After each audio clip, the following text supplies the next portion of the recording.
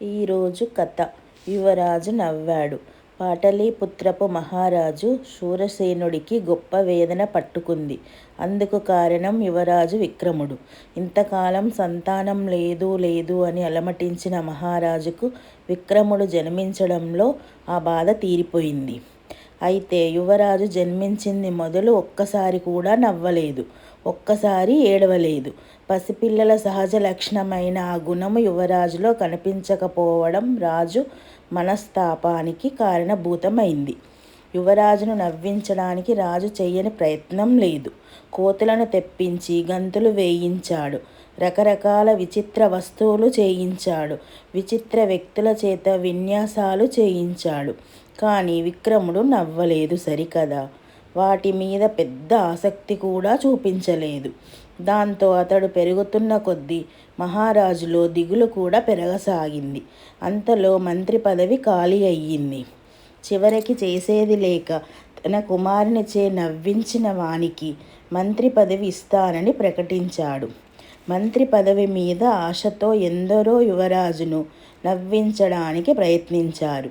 వచ్చే పోయే వారి సంఖ్య పెరుగుతూ రావడం తప్ప యువరాజును నవ్వించడంలో ఏ ఒక్కరూ సఫలీకృతులు కాలేకపోయారు. దాంతో మహారాజులో చికాకు ఎక్కువ సాగింది.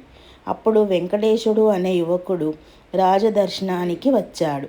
రాజు అతని వంక హేళనగా చూస్తూ, ఎందరో మేధావులు ఈ పదవి కోసం వచ్చి యువరాజును నవ్వించలేకపోయారు, యువకుడిని నీ వల్లేమవుతుంది అని అన్నాడు.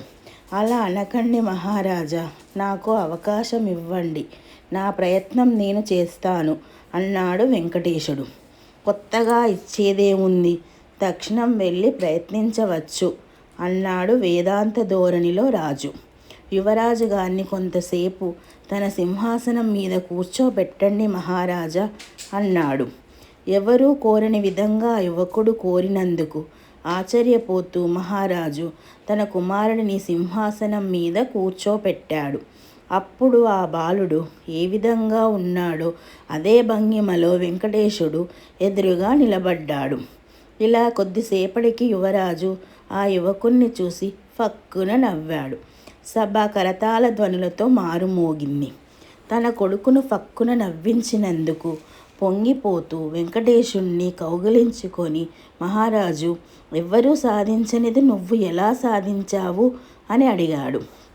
నవ్వకుండా ఉండడం, ఏడవకుండా ఉండడం, దేనికి చలించకపోవడం క్రింద వస్తుంది మహారాజా. అది అసలైన రాజు లక్షణం. జన్మతః యువరాజులో ఇది అధికంగా ఉంది. ఈ లక్షణాల గలవారు ఉన్నత సింహాసనంపై ఆసీనులైతే వారికి పరిపూర్ణ రాజతత్వం వస్తుంది. రాజయ్యాక తనలా ఎవరున్నా ఏ రాజు భరించలేడు. తనలాగే నాలాంటి సామాన్యుడు ఉండడం యువరాజుకు నవ్వు తెప్పించింది. అంతే అన్నాడు వెంకటేశుడు. రాజు ఆ యువకుణ్ణి మనసారా అభినందించి మంత్రి పదవిని ఇచ్చాడు. కథ సమాప్తం. Thank you.